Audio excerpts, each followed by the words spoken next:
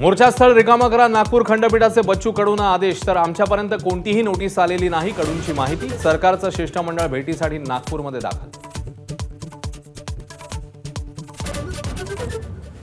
2 दिवसांमध्ये बावनकुळेंचा भ्रष्टाचार बाहेर काढणार, संजय राऊतांचा इशारा. बावनकुळेंची संपत्ती विकली तरी कर्जमाफी होईल, राऊतांचा टोला. तर उद्याच येऊन संपत्ती घेऊन जा, बावनकुळेंचं प्रत्युत्तर.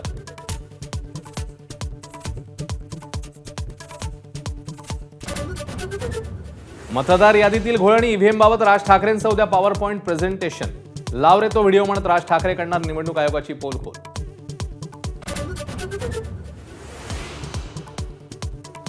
एकनाथ खडसेंच्या बंगल्यातून चोरट्यांकडून महत्वाची कागदपत्र, सीडी आणि पेनड्राईव्ह लंपास. सीडी चोरण्यामागे नेमका उद्देश काय, खडसेंचा सवाल.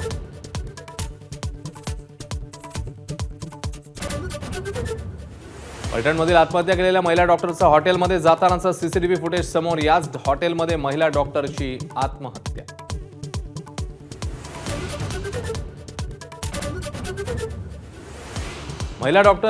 महिला आयोगाकडून मृत डॉक्टरला बदनाम करण्याचा प्रयत्न, आयोगाविरोधात कोर्टात जाणार, अंधारेंचा इशारा. तर रुपाली चाकणकर यांनी राजीनामा देण्याचीही मागणी.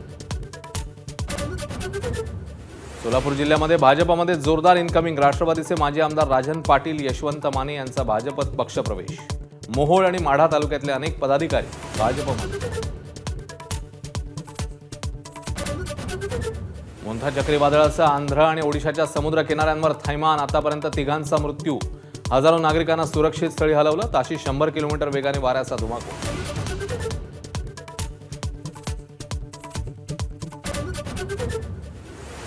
मराठवाड्यात पावसाचा हाहाकार सुरूच. जालना, लातूर, परभणी, बीडला पावसाने पुन्हा धुतलं. सोयाबीन, कापूस आणि मक्याची झाली माती.